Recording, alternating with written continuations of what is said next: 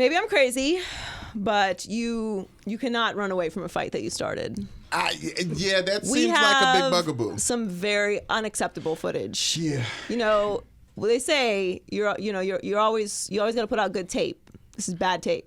Yeah, bad tape. Like Baker's worst tape is him trying to run from the cops. Not a good thing. What happened? I tried to hide my phone and then it fell and made a noise. It's a bad tape for you. Yeah, that's perfect. Thank you, Heller, for once. Good tape for you. Segway King. Bad tape for you. Good tape for you. Maybe I'm crazy, maybe I'm crazy, maybe I'm not, maybe I'm not. Welcome to the Maybe I'm Crazy podcast. I'm Joy Taylor. That's Brandon Newman. Hola. Sweet jersey. I'm wearing my Halloween costume. Yes, Halloween costume. What's his name? Why am I forgetting his name? Willie Beeman. So basically Antonio Brown with the Raiders jerseys. Oh, yes. And the diva-ness and the things going on. Just feeling like a Willie Beeman. Steaming Willie Beeman. So I'm just gonna show my support to the Raiders Nation.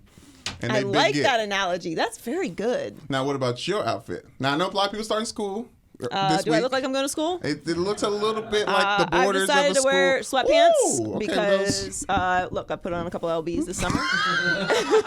It's been a good summer. I'm sure some of you have noticed. I haven't checked the comments, but I'm gonna go ahead and guess. I checked the comments. No one has said anything. You don't have to lie to me. And I think they kind of sort of match these shoes, which I really like. I like these Air Maxes. We should coordinate our weight better. Like, make sure I'm always X amount of pounds heavier than you are. You know, I've contemplated my weight a lot over the past couple weeks because I'm heavier than I've ever been in my life. If we're being transparent. Woo! And I don't know if I care anymore. No. I'm really trying to care. Like, I'm trying to be like, I'm in television. Like, should I care? And I'm still debating whether I'm going to care or not. Right now, you're getting what you get. Joy Taylor, everyone. I've been traveling a lot, and so it is what it is. What were we talking about? Oh, school. Yes. Sorry for all the kids that are back in school. Yes. We're adults, so we're dragging the summer out a little further. That's true. But also, being adult, the hardest part about being an adult is realizing that you don't have breaks anymore for school. Oh. Right? When you're like, I have no concept of school. Yeah. Like, people back in school, I'm like, oh, yeah, it's a thing people do, right? Yeah. It's like your life. Right. And so I don't understand how it works anymore because I'm so far removed from it. But, yeah, I'm not having summers off. Having, like, summer off doesn't that sound awesome? In retrospect, I can't believe that happened. I know. You don't appreciate it when you have it. Like, just appreciate it. Like, I know you're in college and stuff. Like, appreciate, because once it's over, you're never getting it back again. No. You're never, like, having a summer off is bad when you're not in college anymore. Yes. It's not a good thing. Yes. You never hungry. want to have a summer off again in your life after college. So appreciate having summer off because it's pretty cool. Yeah. That said, I was at NABJ this weekend. Yes, NABJ in Miami, and I want to give a shout out to everyone that came up and said that they watched the podcast and watched the herd, and said hello and came to our Fox panel, which was very fun. Myself, Rob Parker, and Chris Broussard met a lot of people, a lot of eager future broadcasters. Yes. So shout out to them, and thanks for watching the show if you're watching right now. Yeah. It was a good time. Yeah, it was fun. Went last year to Detroit and ran into a lot of people that were fans of the podcast. Yeah, so we will go. We will both be there. I'm just going to say it. I have that power. Collab. Next time we'll be there next year. Next time we both going to come. Grace y'all with our presence.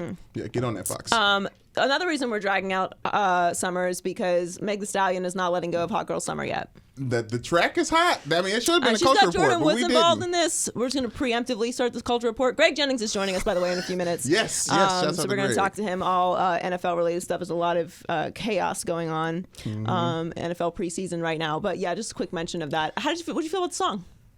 I think having Ty Dolla $ign on the hook is a hot girl hack.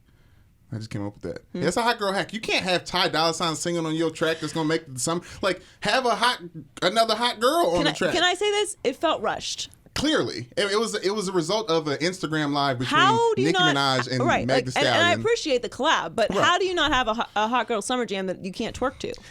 Yes, there's not enough breaks for the twerk. There's no twerk breaks. There's no twerk breaks. They should have had the Act Up girls come in. It's like a mid-tempo song, you know. And then I'm waiting for where's the twerk action? And it's a lot of good bars in it, so you would think it's like a feel good. If you have a car that you can put the top down in, yes, kind of one of those in tracks. LA, so I like it for that purpose, but I felt like a lot of Hot Girl Summerness was like minimal clothing and a lot of clappage. Yeah, no, pretty close to winter for the hot girl summer. I'm not having a hot girl summer, as we just discussed. No. Neither am I. I'm having a store up for the winter summer. Hey, shouts out to Blanket because I've been watching the preseason. Blanket season is coming back. Blanket season is Blanket close. season is very close. You don't care how much you wait for blanket season. Yeah, no. Because you have the big blankets. It covers all of you. That's it. All right, well, let's get started with Greg Jennings. We are going to talk about the NBA schedule coming out. Is Tom Brady going to retire as a Patriot? Jay-Z made a very interesting move with the NFL, which is going to be much discussed amongst the Twitter sphere, I'm sure. Yeah. Are the Steelers Super Bowl bound? And the Jets have a feelings report. Can't get in your feelings. LeBron did a no-no in the movie world. Yeah. Obviously, that fight I mentioned earlier. And Dame's album, I Saw the Kitchen. So there's lots going on, but let's start with Greg Jennings. All right, Greg Jennings, thank you for joining us. Hey. Full disclosure, Greg has been working since what time did you get to Fox today? About 3:45. Yeah, so he's been here all day. It's getting close to like 12 hours. Check him on Undisputed. Yes. Doing his thing. Doing a great job on Undisputed. I worked that shift for 2 years and don't remember much of my life during that time. I was working that shift too. Damn, I was too. A lot of afternoon naps that extended into just going to bed at 4 o'clock. Like, I didn't even know I was gonna fall asleep. It just happened. Just accidentally. Yeah, fall your asleep. body is just like off. Like, okay, we're sitting. We're done here. Literally. It's not natural to wake up that early, but you guys are doing a great job, and thanks for coming on with us. And it's football preseason. Yes. We're past list season. Yeah. Helmet Helmet talk. You gotta give it That never felt good. Football. By the way. Yeah, I was going to ask you, because you guys do a lot of things like that. Yeah. That look not comfortable. Like if someone walked up to me and smacked me in the head in any other setting, it's brawl time. Yeah. But you guys enjoy smacking each other. Right. So what does that feel like? Number one, let me just say, like, even me just smacking him in the head, like, it hurts your me hand. more than it hurts him. I Right, don't know right, why. right. Yeah. My hands Like, are hurting actually. And like from we me slapping know my that foot it off. hurts, but it's like just something that happens. It's just, like, what's yeah, good? man, great play, boy. Yeah, like, Or the you can't- headbutt. That's a good one. Yeah, too. the headbutt. Like That's the one I've never you did understood. that thing. It's like Good you do job. the opposite of what you guys are trying to do right now, right? I mean, it's So all morale. it was so the headbutts primarily existed on the defensive side of the ball, Right. just because they have a lot more screws that are just missing. They're not even loose. They're just. You look. I said this before we started recording, but you do look like an extra in a bad football comedy. Listen, when they redo the longest yard again, Yeah. I'm there. No, perfect. Yes. Perfect. As a guard. Right. I love it. So there's a lot of helmet talk. Yeah, this we're talking week. helmets. Your head's sweating. You can take it off now. I promise. mean, okay. It's like I mean, a lot. it's on there I'll now. put it back on later. I mean, that's just. Woo! Yeah. So helmet talk. Not exactly the most exhilarating topic, but somehow Antonio Brown has made it that way, and he's very upset about the new helmet. And I'm okay with that because athletes are creatures of habit, and anytime there's anything that's changed in any part of the game, people complain, but especially something like your helmet. So when you heard that he was complaining about the helmet, was your reaction that, oh, he's a diva, or you were like, no, I kind of get it? I kind of get it. I've went through it. I've lived it, to where I was in a helmet from 7th grade all the way till my 7th year in Green Bay, and I had I had to switch my helmet. It was a Rydell helmet, 1 bar across the top, the Jerry Rice open face mask, no visor. Like, it probably wasn't the safest helmet, Right. Doesn't sound safe. but No. it fit me. It was me. It allowed me to. Nothing protruded my vision. Right. It didn't matter how it looked to others. It just fit, and it was my helmet. And when they told me I had to switch my helmet, I put up a stink as well. I didn't go to the extent and the degree that AB went trying to appeal it, Right. because I knew ultimately there was nothing I could do. If the Right. league is going into a different direction when it comes to safety protocol, there's no reversing that. There's no going backwards when you're talking about safety. And so I fought it, and then the helmet that I did eventually get into, it was so annoying. It was big. I would move to the left and right, and it would hit my shoulder pads.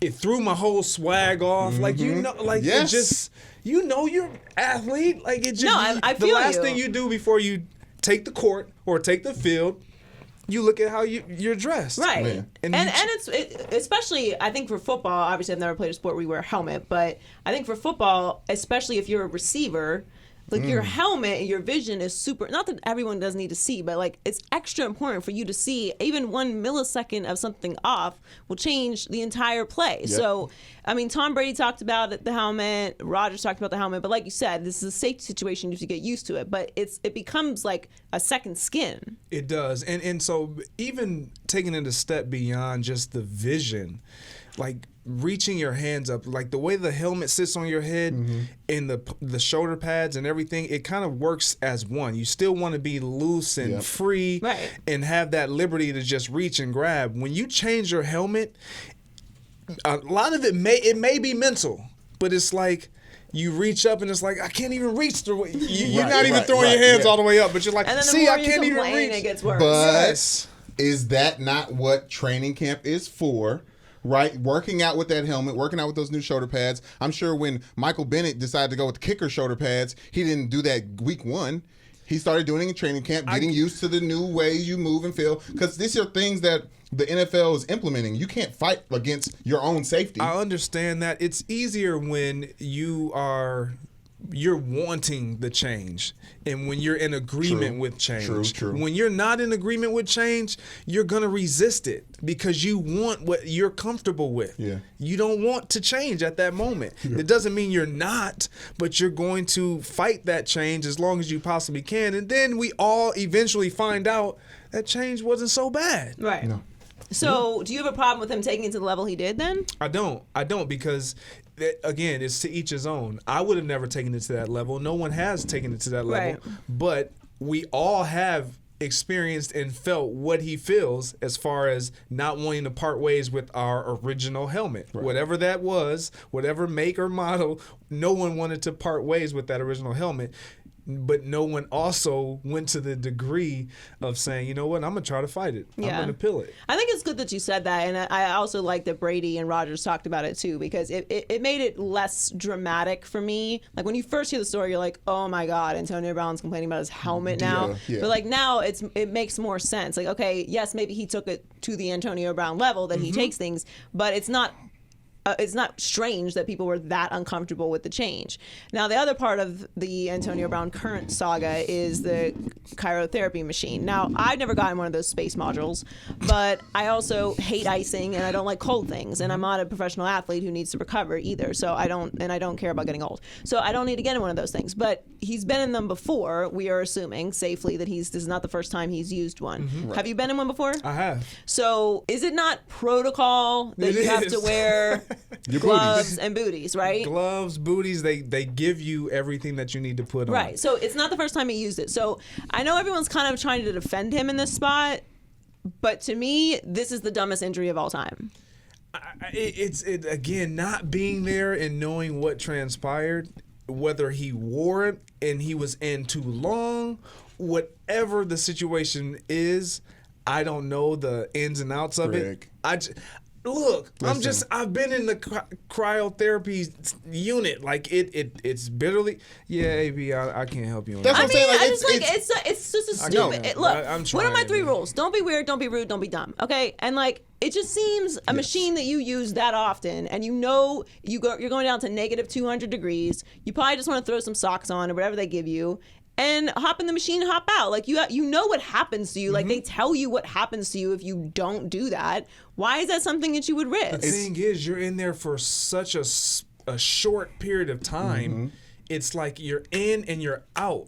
Like it's like 3 minutes. It's something crazy, and again, to each his own, because most guys or some guys rant about how it helps them recover. I never felt one thing from it. So I omitted that. I'm not against using it. Like LeBron has one in his house. Like whatever makes you even mentally feel like you're recovering, I'm cool with it. I'm not against using it. I'm just saying if you do use that machine and you know that these are casualties of using this machine if you don't do it properly, then how does this happen? It's an egregious mistake because it's keeping them off the field. Right. And it's a mistake that NFL players, athletes, professional athletes, period, always talk about their bodies. Everyone always talks about their bodies. Talking about how much LeBron spends on his body.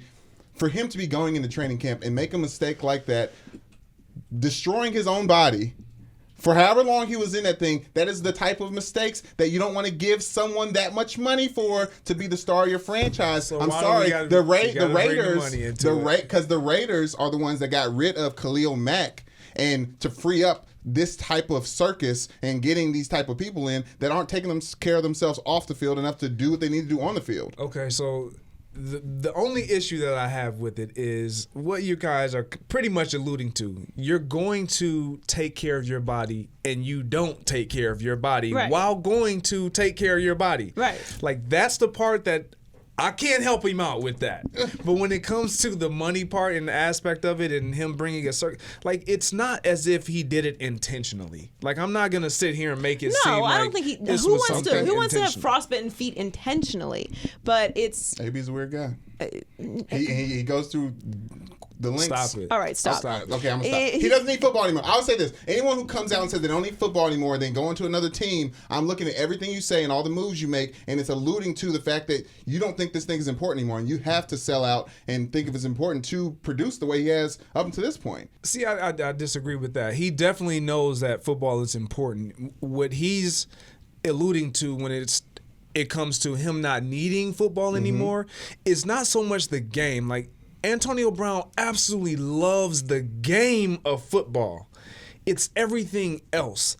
It's the business part of football that becomes a nuisance to guys, especially later in their years, because they're done playing the games, Yes, the that politics, game. Yeah. and no one wants to be kind of yo-yoed. Is the term I use, that late in your career. And in that profession, you're the elder statesman. So to start having that happen and you not feeling like you've earned some sense of entitlement. I know that's like a no taboo entitlement, you do, though. but you've earned some type of entitlement to a degree to where you deserve to get some breaks and things like that. So with a guy like Antonio Brown, with him making the decision to do the Cairo, the leave Pittsburgh, saying, I don't need football, it's not necessarily that he doesn't need the game. He enjoys the game, loves the game, but everything that comes with it, just miss me with that. I'm only irritated because I want Antonio Brown to have a great year, because I can't stand talking to old school Steeler fans. They're like, he's a diva. Who needs him? It's like, well, he was a 6th round pick and did produce You a feel me? lot Yes. for Y'all you needed for him. a long time. Yeah. Yeah. And he was a superstar, and I am pro superstar. So personally, I am annoyed for that reason. So if I'm overly agitated about the foot thing, it's because of that. Because I feel like it's a silly injury. Like it's an avoidable injury. Yes. And I want him Agreed. to be great, and I want the Raiders to be relevant, because that's what I personally root for. So inside baseball on that. Zeke and Dak. So the Cowboys, speaking of relevant and interesting, they always deliver. And the conversation is whether you pay Dak or not. The report was yesterday that he wants $40 million. That's just negotiations. Like if you've ever been involved in negotiations, you ask for what you're never going to get. So then you meet in the middle, and both sides feel like they kind of compromise and they're happy. That's how that works. He's not going to get $40 million. That said, in my opinion, this is on the Cowboys. Like, the Cowboys could have locked Dak up in the fall for a reasonable amount. They allowed the market to continue to go up with Jimmy Garoppolo's contract and Carson Wentz's contract. And now Dak has all the leverage, because in my opinion, while he may be an average or above average quarterback, he does not produce average wins. Exactly. So that. he's played in 3 playoff games, won. Carson Wentz has not played in any playoff games. When he has been available, they've had losing seasons. So if I'm Dak's agent, I don't have to do anything. Like, you must pay. You must pay. Yes. That's the way contracts work. Right. It's you look at what the next guy got. If you're not one of the guys who's going to set the market, you're looking at what everybody else got. Right. Even if you are one of the guys that set the market. But with Dak Prescott's situation, I'm with you 100%. I've listened to you say this on the herd, and you've done a great job. Like, Thank you. This is the Dallas Cowboys' fault. They knew it. Right. Like, you didn't expect or anticipate him being what he jumped into being right out the gate. No. So you identified it, nip it early. Right. Like, I've watched it with Minnesota recently with Adam Thielen. Like when they saw, man, this kid is starting to bud. Let's give him a contract right away. You do it soon because guys like that are free agents or late round draft picks, they will bite quicker to get that contract. Because they haven't been getting paid. Because they've been basically not for free, but for minimum. Right. No one wants to continue to do that. And so with the Dallas Cowboys, everybody knew that he and Zeke came in the same year. He won the starting quarterback position. He doesn't have a fifth-year option. So you automatically know if he continues to play well, we're going to have to pay him right away. So you know that going in, so you don't get to this point, as you alluded to where other guys are setting the market, the number goes up, he's winning because of the pieces that we're putting around him, wanting him to perform better, and then all of a sudden, you know what, we're not going to pay you, we're going to let you keep waiting and waiting and waiting. What's going to happen is, if they wait too long, he's going to have a phenomenal year. I truly believe he's going to have a great year because of all the pieces around him. Yeah. And they did that with great personnel, and then the number goes up even higher. So, but why aren't they paying him? Like, is that all the things on the table? It's not that they're not going to pay him. It's the conversation of what do you pay him in a hard salary cap league, and then you have Zeke on the table as well. What do you do with Zeke? You have to fit both. And I think that's their biggest And they weren't issue. anticipating Zeke holding out. No, that's the big kicker. You're not anticipating Ezekiel Elliott, someone with 2 years left and a fifth-year option that you can pick up to hold out this early in his contract. And rightfully so. He's outplayed the number where he's at, but that's neither here nor there. But I think Amari Cooper is another one that you just didn't know. Like, you didn't know you were going to acquire Amari Cooper. You didn't know he was going to even be available. And so when all these variables start to come together and piece themselves together, you got a pretty big puzzle, and that looks really good. But it's, man, how can I keep this puzzle looking as beautiful as it does? So who do you pay first, Zeke or Dak? Or do you trade Zeke? Like, what do you do with this situation? I think at this point you gotta try to pay whichever guy is willing to agree to what your number is, that you know every team has a number that they know they don't want to exceed. Right. And so whichever guy agrees to that number first, okay, you get that guy done. Because at this point they need to start getting guys signed. Right. But Ezekiel Elliott is one that I would definitely try to lock up first. See, to me, it's Dak, and it's more to the fact that he is the franchise quarterback. Like, we've seen teams win without a rushing champ. We've not seen a middle of the road quarterback win with a middle of the road roster. Not that the Cowboys don't have great pieces, but Dak to me is a clutch performer. He's a great leader. He is really the identity of the Cowboys. Like, you can talk about Zeke, but Zeke is like this, and Amari Cooper hasn't even been there that long. Like, it's to me, it's about Dak. Well, honestly, the identity of the Dallas Cowboys is actually Zeke, and the drama around him.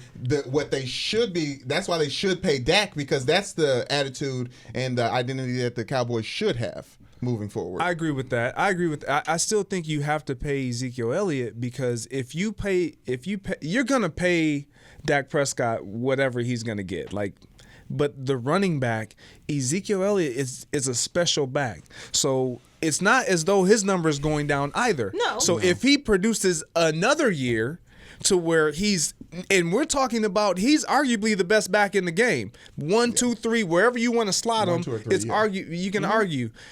We're not talking about that with Dak Prescott. No. So you're not talking about a 1, 2, 3, 4, 5, 6 guy. No, but I just don't. What do you do? Like, you're never going to be bad enough to get a high draft pick. You're not going to. No one's going to come on the market. So, like, you're just going to franchise tag him, and then he's just going to. So then you're in a Kirk Cousins situation, which is a disaster. How'd that work out for them? That's the other person in the NFC. Washington in a good spot right now. You feel like they're doing well? You think they'd want Kirk Cousins back? I think they would. I don't think they want him with that contract that the Vikings gave him. What they gonna do? Jay Gruden is fired after this year, okay? So, yes, I'm sure he would want him back. Before we let you go, Tom Brady and Rodgers are always compared to each other, right? And I really think the better comparison is Tom Brady and Drew Brees. If you're really looking at the numbers, I'm gonna assume from that slight turn of the mouth that you think Rodgers is better than Brees. I'm gonna let you continue. Okay. So anyway, I just think if we're comparing this era of quarterbacks, Breeze and Brady are a closer comparison. And Peyton's touchdown record is going to be broken this year. So the leaderboard entering this season is Peyton Manning with 539 touchdowns. Drew Brees has 520, and Tom Brady has 517. I personally feel like Drew Brees is going to break it first and keep it past Brady retiring, but I think they'll probably retire the same year. But do you think that's a good comparison, a closer comparison, Brees and Brady? And do you think that Brees will break it before Brady does? Yeah, I mean, if we're talking just primarily statistics, yeah, that's the better comparison. But I just have a hard time just going off of sheer statistics when my eyes show me and tell me that I can't just go off of stat. I just can't. But Drew Brees is an all-time great, too. I'm not going to ever knock Drew Brees. I love everything that he's done. I love how he presents himself, how he carries himself. I love his production. It's all there. And I think that sometimes he's overlooked. More often than not, he is overlooked when we're talking about all-time great quarterbacks. But he's overlooked because he just doesn't wow you. Like, that's just the honest truth. There's nothing about Drew Brees that's like, man, that's amazing. Until you look at his stats, then it's like, oh my gosh. We're desensitized because we've seen it happen. It's almost like Tom Brady with the Super Bowl. It's like, okay, he won another one. Like, huge feat, yes, but we've seen this before. Drew Brees does things that we've keeping the play a lot. Like, there's some other guys that do things that they've seen Drew Brees do his entire career, and they just make it look cooler. Is that fair to say? Yes. Okay, now it's been this season. We're coming off of it. Top 5 quarterbacks in the NFL. Go, Greg Jennings. Right now, currently. Yes, going into the season. Going into this season, Patrick Mahomes. There's no specific order okay, here. To say where we at. There's no list. specific order here. Right. I got Patrick Mahomes. I got Aaron Rodgers. I got Drew Brees. I got Tom Brady. And I got Andrew Luck. That's so boring. All right, let's pretend like Andrew Luck's going to play this year, because that's how that would work. Because he's not. He's going to get injured week 3 and be out for the season. Say that. Don't say. I know, but he is. But don't say that. Wow. He's not even coming in. I'm not wishing that. I'm saying he has a lingering calf injury he's had since April. So he has a ridiculous injury history, and now his owner is coming out saying it's not just the calf, it's really a bone. Not that Jim Irsay's a doctor or anything, but like, hello, you're adding to it. He's not practicing. Go. I mean, I would agree with that. I think the 5th quarterback slot, the 5th in any list is always like an opinion number, right? Like, we can always all agree on the top 4, and then the 5th one, we did the rap list, like best rappers list. And you're like 5 is like, is it Nas? Is it J. Cole? Is it Kendrick Lamar? Like, we always get into that space. So I think Andrew Luck is up there. He could be 5. I mean, I think Russell Wilson gets a lot of disrespect. He does, man. I don't know. What do you not know about Russell Wilson? He's just one. Ben Roethlisberger's getting a lot of disrespect. He's one of those. Phil Rivers. He's like that. Don't say Dak. Don't say Dak. I'm with you on this. That 5th slot, you can insert any one of those guys, and I would be okay. I feel like in the 5th slot is like anyone who's in the top 10, you could move up there and have a debate about it. Yeah. That's kind of how the 5th slot works. Okay, top 8. I'll give you top 8. Shouts out to MySpace. I would put Baker Mayfield in my top 5 of that. I like your list, but see, that's what I'm saying. I'm voicing the Baker greatness because I haven't seen anything else that tells me otherwise. Okay. And he's got OBJ on his team. I'm not gonna and flip Jarvis out. Landry and tight end, something that Tom Brady does not have this season. Yeah, he was expecting us to like counter. But that's what I'm saying. Like, if you could, once you have that space, like it's a rotating space. Okay, finally. The Browns are very high on themselves. They have the youngest team in the NFL. Woo. I'm very excited for the Browns this season. Are they high on themselves? Which tastes like vinegar in my mouth to say, but I am. And they are high on themselves, and other people are high on them as well. They have high expectations, as do every team right now. Okay, don't do that. No, okay. Every team. The Jags, Tom Coughlin isn't telling the Jags, all right, guys, we got a chance this season. They're like, all right, let's grow. Yes, he is. Okay. In that team meeting Jags, room. maybe the wrong team. Yes, he is. I hope the Jags win their division. Yeah. Like, Nick Foles. It's possible. I need that to happen. Definitely actually. possible. do you think that they win the AFC North? Because I think the Steelers still win it. I think they have a really good shot. And here's why. When I look at the Cleveland Browns and I watch the way they played last year, their defense is already intact. Right. And I love what they have done defensively. What I also love about them, even last year, is the amount of close games that they were in that they were unable to pull out in the waning moments of the game. That shows me that's a team that's on the brink. Right. That means what they don't know is how to close games. They just don't know how to finish because they hadn't had experience. They hadn't been in enough close games prior to last year to know what it takes to actually finish.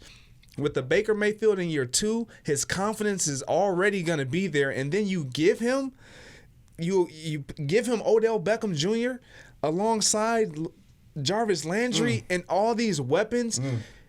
His confidence is going to be through the roof. He needed no more. He didn't need any more confidence. Right. He already had a belief in and of himself that we were changing this franchise around. The culture was going to shift.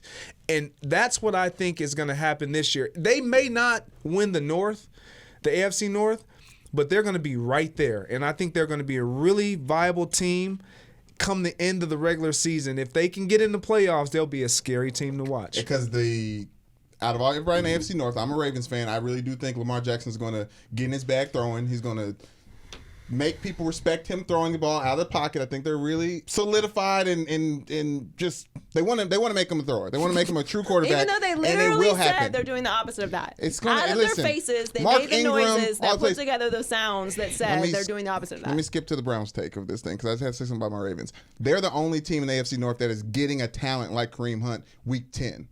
That is going to be a jump start to that whole team. That is a sleeper situation that nobody is paying attention Playoffs? to. Yeah.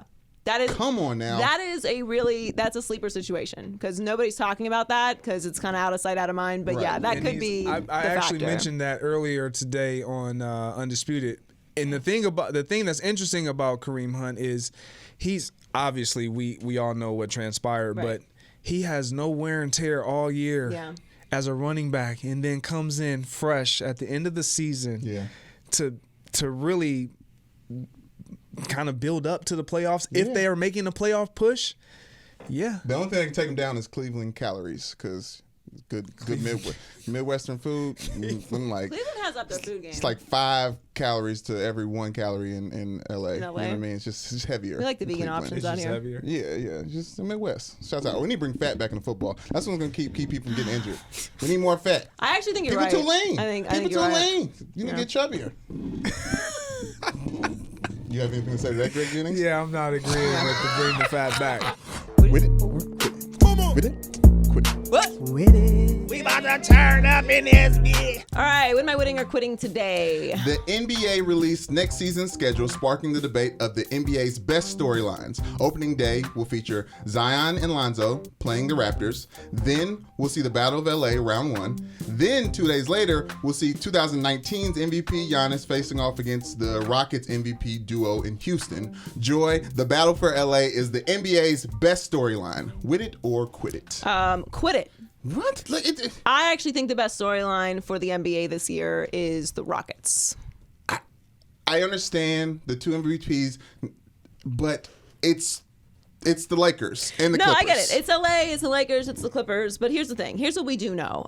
Pending everyone's health, which is how we do all these predictions and everything. So let's just, pending everyone's health. Paul George include. All right, everyone involved, everyone's health, right? Because if we're accounting for injuries, it's nonsense, and what are we even talking about? Right. Everyone's healthy. We know the Clippers are going to be awesome. Right? We know what Kawhi Leonard is. We know him and Paul George are going to play great together. They're going to be a great defensive team. Lou Williams is going to get buckets. Like, we know what they are going to be. We don't quite know what the Lakers are going to be. We don't quite know how LeBron is going to come back. So that's 1A in the interesting factor. We don't quite know how the front office is going to respond to any kind of controversy. We don't know how they're going to respond to going through a dry spell. Like, there's a lot of moving parts there with the Lakers, for sure. I'm not saying they're not interesting. Okay. I'm just saying that the Rockets are the most interesting. One, D'Antoni. Is D'Antoni going to actually be able to bring all of this together? We've had multiple conversations about whether he is overrated or not. Right. I feel like he kind of is. Yes. Not that he doesn't produce stats, not that he isn't relevant, not that his teams aren't good to great, They never get over the hump. And a lot of that has to do with, in my opinion, roles. Yeah. Yes, stars are incredibly important in the NBA, but your role players embracing that role and playing it to the highest of their capability, guys like PJ Tucker, is very important. Now, obviously, we know what we're going to get from their role players if they've been there already. Then they've added some important pieces. But down the line in the playoffs, are they going to be able to put all that together? Are Russell Westbrook and James Harden going to be able to play together? There's so much to watch there and so much to root for, in my opinion, because I think that James Harden and Russell Westbrook are obviously Hall of Famers. James Harden being arguably the best offensive player in the history of the NBA, certainly the most efficient, and Russell Westbrook being a completely polarizing superstar that plays with 100% energy all the time, but is constantly criticized for playing that way while getting the results that he gets while playing that way. Both of them getting a championship and that validating Mike D'Antoni's system that's been going on for as long as it has is very, very interesting to me. Yes, but at some point in time, win or lose, they're going to hit a steady track of interesting, in my opinion, versus the battle in L.A., in which is the best team in the West, specifically from the Clippers and the Lakers. And you're talking about roles. Last year, the Lakers had a grab bag of reality TV stars that they drafted in free agency. Now they drafted actual role players to fit around LeBron James as a point guard and Anthony Davis as a point forward. So I think the roles defined in with the Lakers actually make them the most interesting storyline. Because you just said LeBron's name. There's so many more people and facets going around with the Lakers. No, there are. I mean, how Anthony Davis is going to fit with LeBron? Is Kyle Kuzma going to take a step up? How's Boogie Cousins, which is kind of has mostly been glossed over. How's Frank Vogel going to manage all this? And is Frank Vogel actually going to be able to assign roles? Maybe a bigger question than Mike D'Antoni. And yes, is he going to finish the season? I think he will finish the season. I don't think he's there next year, which I don't think he cares about because he's got his contract and what are you going to do? I think that's just, we're all seeing that on the horizon. If this year is a failure in any way. We know how LeBron responds to first-year head coaches. Could be different because he's in a different space in his career, but we'll never really know. That said, they did release their schedule, the NBA did. And, everybody plays everyone. There's something shocking there. But there are some games that are going to elicit some interesting interactions from fans. Yes, like the Lakers at the Pelicans is obviously going to be a must-watch the first time they play on November 27th. And Colin asked me today earlier before the show starts, like, how are the Pelicans fans going to react to Anthony Davis? Like, are they going to boo him? Because I think that I think the reaction is going to be mixed. Like, I think that there's going to be minimal booing, but overall, I think it's going to be positive. He gave them a roster that they couldn't have dreamed of if he was still on the team. And it's not like he was bad for them. It's not like he dogged them on the way out. He just said he didn't want to be there anymore. And it got messy with Rich Paul, and people have been in their feelings about how that situation was handled. But I think at this point in time, we're looking at millennial NBA fans that are looking at the back of the jersey. So, like, I don't think they care how well Anthony Davis does. I don't think it's going to be a bad reception there for him. And also, I mean, Anthony Davis wasn't the one that leaked that. He went to them privately, and whatever his name was that they fired. Not Dell Demps. That guy. It was Dell Demps? Dell Demps. Yeah. He is the one that made it public. That's fair. So it really actually even wasn't on Anthony Davis. Like, he went to them privately asking for it, and then it obviously became the disaster that it was. But I don't think it's going to be an overall bad reaction. The Nets at the Celtics, however. Now, Celtics, those are diehard fans. Those are not millennial fans. I think that's going to go not as well. Yes. Like F you, Kyrie chants.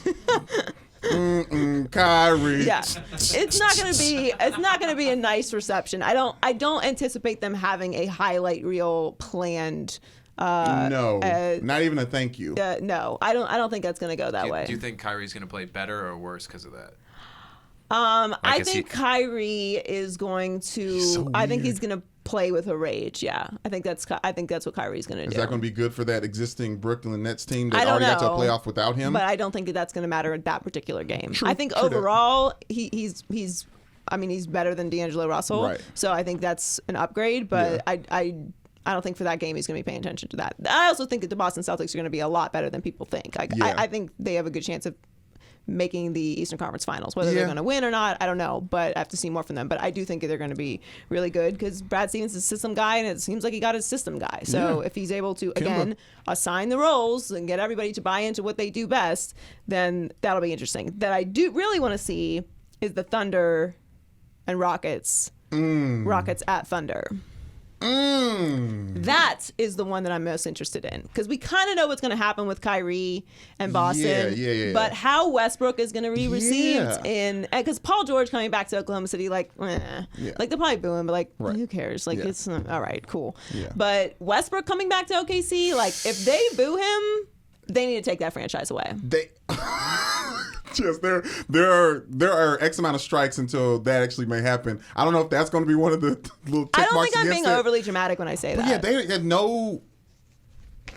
How could you feel about like what he did? He did nothing but great things for you. I mean, like to be clear, there's made you always relevant. even like when Wade came back, there's always going to be some group of knuckle draggers that boo, regardless of what the overall fan base feels. But you can tell the difference between like a small patch of fans booing because they're just annoying and what the overall response Everyone is. wearing cupcake shirts. Right.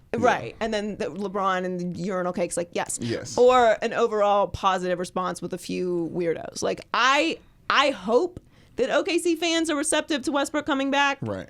But I don't know what to think. And if they are negative, I think you take the team away. I think Adam Silver has to move the team to Seattle. Back to Seattle. He's gotta go. All right, what's next? When Tom Brady was born in 1977, Jimmy Carter had just been elected president. 6 presidents and 6 Super Bowl wins later, Brady is the face of the league, but he may not be the face of the Patriots beyond this season. Joy, Bill Belichick's Patriots will be done with Tom Brady before Brady will be done with playing football. Wit it or quit it?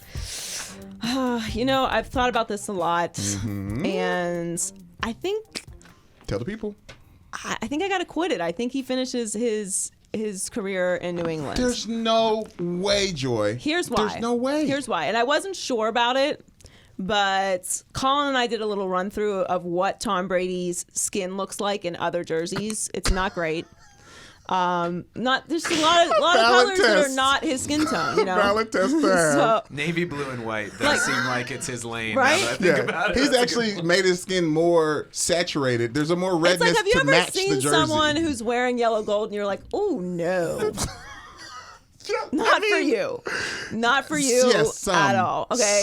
It's like, ugh. Okay, outside of the color scheme. Okay, because like a Bengals jersey is ferocious. No pun intended. I could see on our Tom Brady. It's not the look. It's not the look for him. But Here's who will the thing. need Tom Brady? That's really the question, right? So he says he wants to play till he's 45. That's 3 more years. Okay. This contract is, or however long he. It's a 1 year contract. Right. Like they made it seem like it's longer. It's not. Right. Which is kind of why this conversation is happening, right? Now they drafted a kid named what? What's his name? Jared Stidham, who Ashley is proclaiming to be the next Tom Brady. Okay. That is a quote from Ashley, the producer, not Joy Taylor. But that was the take on Jimmy Garoppolo as well, right? Right. Did they not want him to be the next Tom Okay. Brady? Who's Jared Skiddy? Yeah, talk about Jared Skiddy. What's his name? Stidham? Skiddy who do? He balled out, and Belichick gave him praise, which he never does to a rookie. And the cameras caught. This comes from Heller, right? The cameras caught Brady. Okay, well, Heller slashed the internet. Yeah. Given some mean glares. He's getting some side eye. Mm-hmm. From Tom. I don't think what level of side eye? Like Prince side eye or like. Right. It definitely seemed like, oh, this kid's really balling out. Interesting. Similar eyes when Jimmy Garoppolo came in and had to win, and Jacoby Brissett.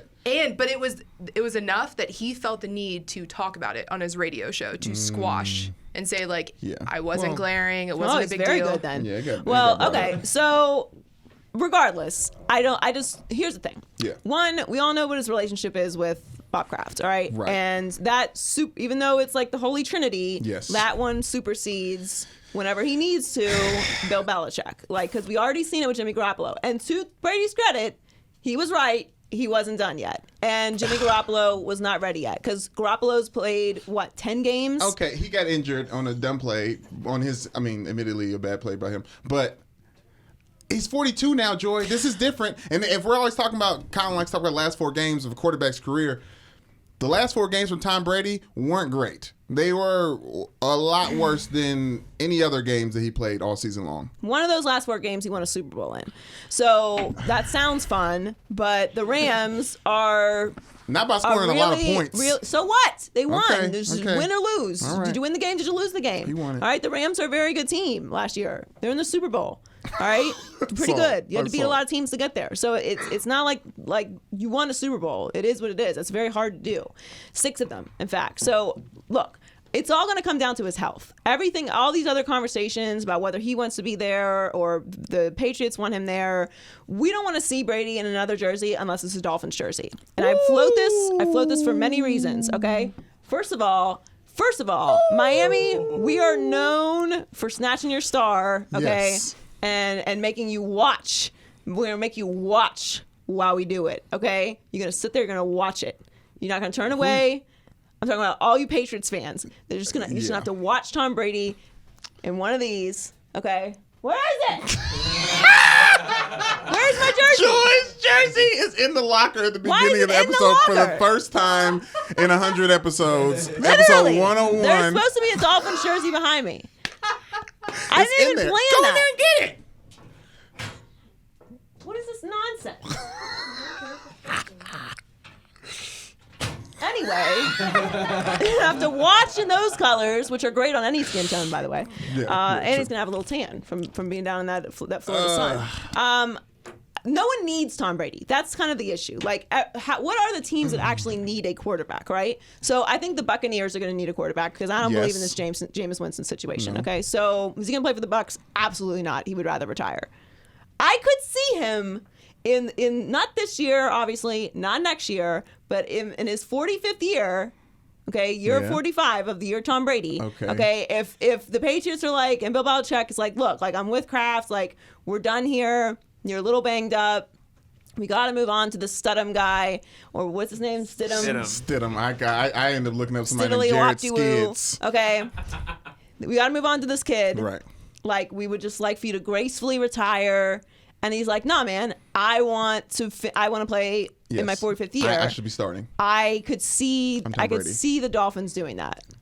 It would be a glorious, fantastic moment. Yeah, I think that is the only place, though, because really the only other place that kind of fits him is the 49ers, and they have Jimmy G. And he's really going to snatch Jimmy's soul twice? No.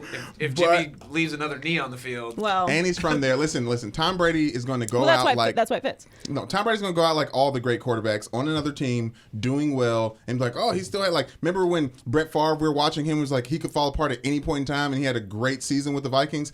I think. Oh yes, I'm not saying he's going to suck in Miami. I think he will be. No. I think he will be not what he is now. But no, I like this. The only way that this even happens is if he takes a significant enough step back that Belichick and Kraft are on the same page, and the Patriots fans are going to be accepting of the idea of moving on from Tom Brady, which is going to be incredibly difficult to do. Like if I'm a Patriots fan, I would rather see the team go up in flames than see Tom Brady on another team. Like, that's how I feel. Like, you have had so much success. That's why. You had 6 Super Bowls. Like, just eat it. But that's why the fans are the fans, and Bill Belichick is the head coach. And that's why Matt Patricia is the head coach of the Lions, where I can see Tom Brady's old self ending up coaching the team, Jackie Mooning it. He's going to be player coach. That was one of the jerseys. Offensive coordinator. That was one of the jerseys we threw out there. Yes. And let me tell you, while the colors are not so far off from the Patriots, so they weren't as jarring as Bengals, the Lions. I'm telling you, he could be a great offensive coordinator, coach, we discussed or player. No disrespect for the Lions. No disrespect to Detroit. Ever, right? No disrespect to the city of Detroit. Ever. All right? Right? But he ain't playing for the Lions. I know, but 45-year-old Tom Brady could. Flores is in Miami. Don't forget that. Yes. Okay. Yeah. Because you really got to look at teams that could possibly need a quarterback in 3 years. Yeah, and the Dolphins always need a quarterback. It's like our thing. And Tom Brady for the Lions. I want Tom Brady to play 1 year with the Lions. Situation seriously. Oh, I mean, and then retire his jersey. Retire Tom Brady's jersey in Detroit. Take it back to the playoffs. Yes. Oh my God. I mean, this is a conversation that obviously we have every single year of when Tom Brady's going to retire. It's become a cottage industry. He's not retiring. He's not with the retiring. Patriots. No, he's not. Tom Brady was not retiring in the Patriots jersey. There's no way. Will the Dolphins retire Tom Brady's jersey even if he doesn't play for them? Yes. Kind of like, you know, No, AFC because do Pat Riley's Jordan. not in charge of the Dolphins, so that won't happen. Oh, there you go. Yeah, there you go. That's fair. I don't know why. I don't know why Pat Riley. Look, it's have the to. international man of mystery. Why Pat Riley has a giant Michael Jordan jersey up in the corner of the Heat Arena. Yeah. Pat Riley runs down there, so I guess Mickey Harrison told him it was okay. I don't know why it's there. Okay, there's a Dan Marino one there too. I don't know. Maybe it's just out of respect. I don't have a problem with it because I'm a Jordan zealot. I know it bothers a lot of people. It's weird. I also am a Pat Riley zealot, so whatever he wants to do is fine with me. Yeah. It's time for high key, low key. All right, high key Super Bowl halftime about to be lit. Woo! And low key, Colin Kaepernick might be sick. Didn't mean for that to happen, but it just worked that way. So really, really odd news today. The NFL has hired Jay-Z's Roc Nation, so not Jay-Z specifically, but Roc Nation, to lead the league's endeavors in music and entertainment. What does that mean? They will advise the NFL on the selection of Super Bowl music acts. Think you. Yes. And the company Thank will Yahweh. also be. Who did it this year?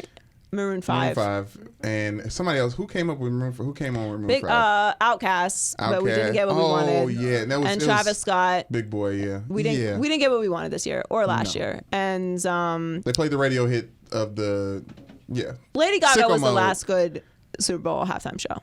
I'll give you that. Katy Perry did a great job. She was too. amazing. But yeah, Oh, she did. She did a great job. Katy Perry was entertaining. Left Shark was the most memorable part of Katy Perry's performance. Okay. If we're being honest. Okay. And I don't understand why Taylor Swift is not out there. Let's just say it. Anyway, the point is, but we don't want Taylor Swift this year. We're in Miami. Okay. I was just doing Unless Jay-Z wants to. doing Miami halftime show, please. Okay. If there's no Uncle Luke, I don't acknowledge it. Anyway. A lot of pit bull. It's a little interesting. That's fine. Mr. This is Worldwide. Miami. Mr. Worldwide, Mr. 305. Okay. He's not Miami. He's like from Tampa, I think. He's pretty involved in Miami, but Pitbull's fine. Anyway, the point is they're going to select Super Bowl halftime show acts, and they'll also be involved in the production and promotion of new music by the league, which I don't know what that means.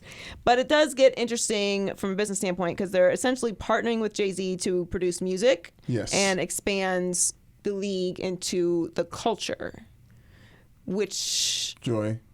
What? The NFL is getting in the music business. Like, this is what this is. But how? What does that mean? Artists that Jay-Z deems fit for whatever the NFL is trying to do are going to be So, like, the Monday Night Football promoted. song is going to be better? Sunday Night Football song is going to be different? Like, what does that exactly mean? Like, they're going to have, like, Kendrick as like, return music? I don't think it's going to be people that we know. I think it's going to be, like, the NFL's literally getting into the music business via Roc Nation, Jay-Z.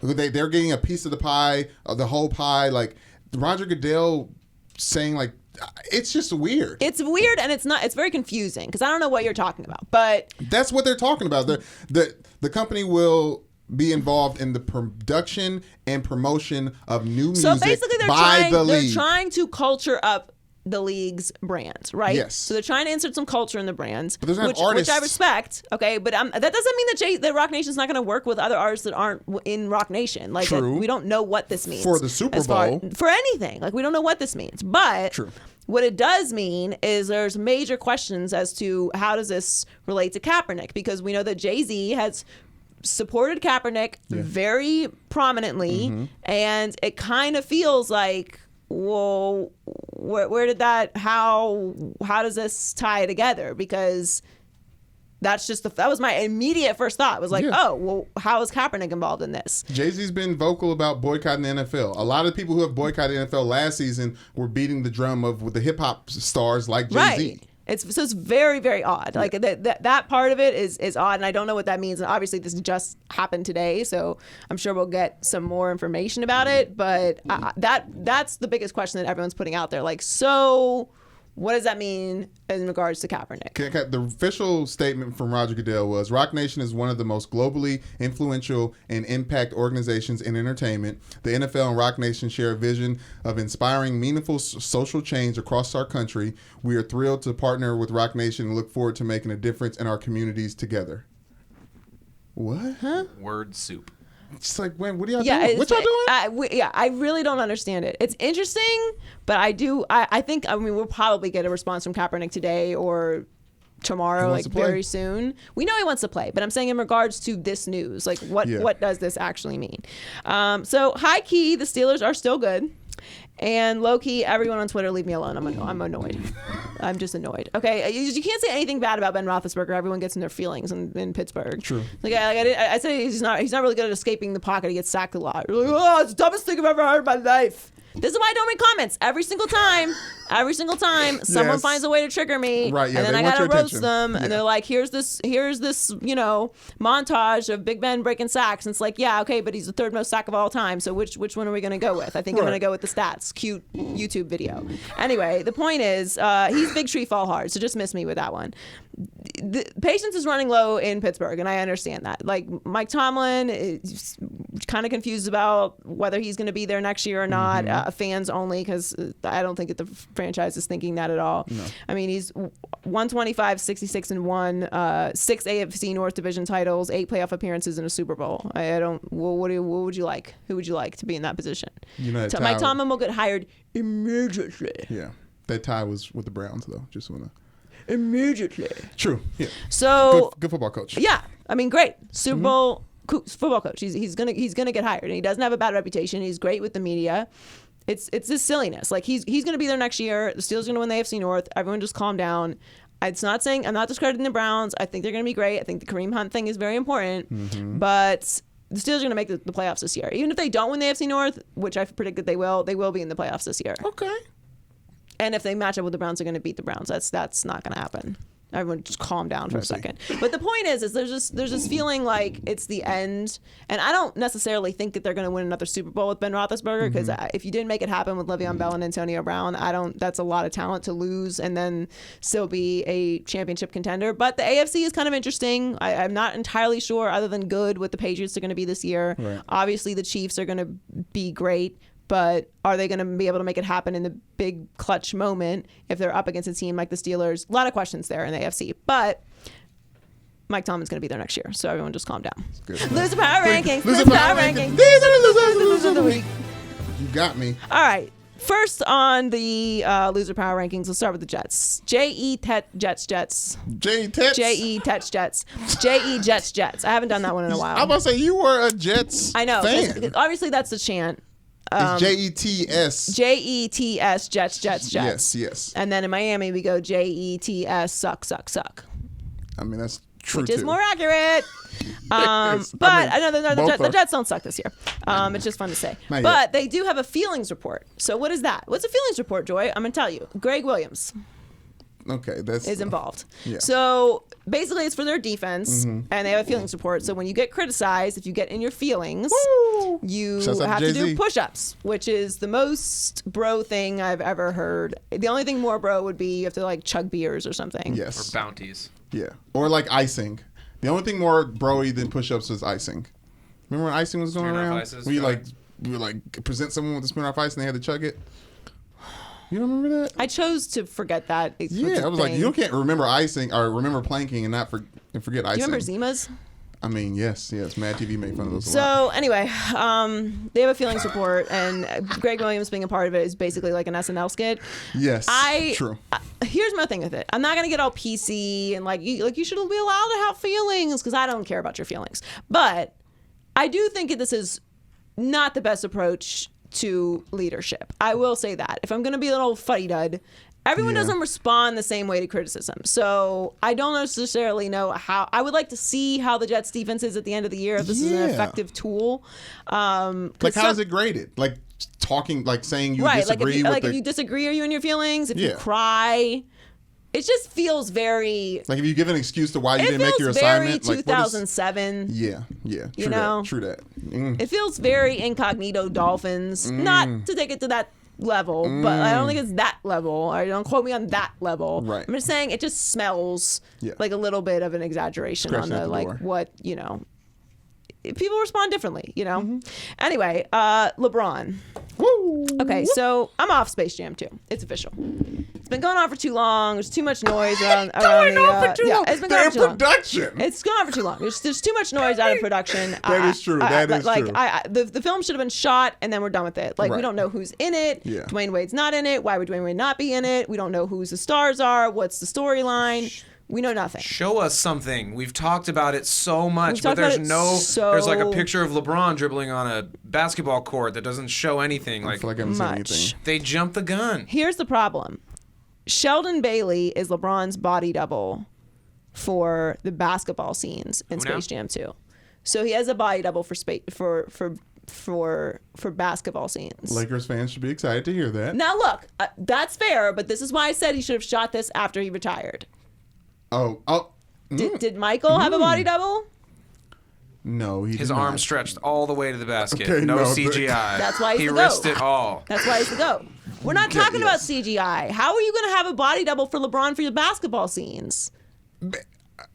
Okay, as animation grows, right? We just had to sit through the newest animation for Lion King, right? Now we're doing Space Jam. It's going to be like 2K, It's like not about the animatronic. it's not about the animatronic scenes. It's literally he's a body double for the basketball I scenes. know it's not a good look. It's not a good look. It's not a good look. I'm off this movie. I need to hear something positive about it, or it may go on the no watch list. No way. It's Space It Jam may, 2. no, it may go. I have that much of. I hold Space Jam and in such a elite category. As you should. That thank you. That it's tinkering close. It's like right there on the. It's on the edge of obligation watch for work purposes.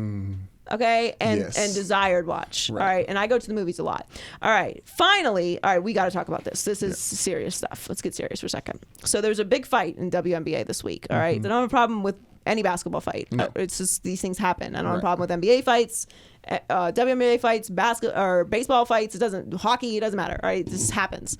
However, you can't have that footage out there. You just can't. You can't run. You all can't right? start the smoke and run away You from it. cannot. Nope. Perfectly said. Okay, you gotta breathe in the smoke. All right? gotta breathe in the smoke if you start I a understand. fire. I would not want to fight Brittany either. Okay, No. she looks like she can fight. Yes. Okay, and I just you can't run, dude. You can't run. You cannot run. Backpedal? That was not a backpedal. That was a slide full on backpedal? run. It was in fact Brittany Griner bobblehead night, the night of the fight. So it was like appropriate that she threw hands or got hands to throw because she was bobbing and weaving, trying to get after the nigga. Horrible note. All right, what's in the Migos Culture Report? We've debated over the greatest rapper of all time, but there's no debate that Damian Lillard, aka Dame Dollar, is the greatest NBA rapper of all time. His first album, Confirmed, in 2017, put people on notice of his skills on the mic, but last weekend he released Big Dollar, his second studio album that features Lil Wayne, Jeremiah, Mozzie, and more. It has serious replay value at 40 minutes of authentic hip-hop bars and production. He claims that he wants a Grammy nomination for this project, which I think is a bit of a stretch, but I'd be interested in see what he could do if he just focused on rap full-time. Tracks like Baggage Claim and Ricky Bobby are better than 20% on the music on the radio right now. Joy, what did you think of the album? I liked Beach and Cupid. Okay, yeah, those are good ones too.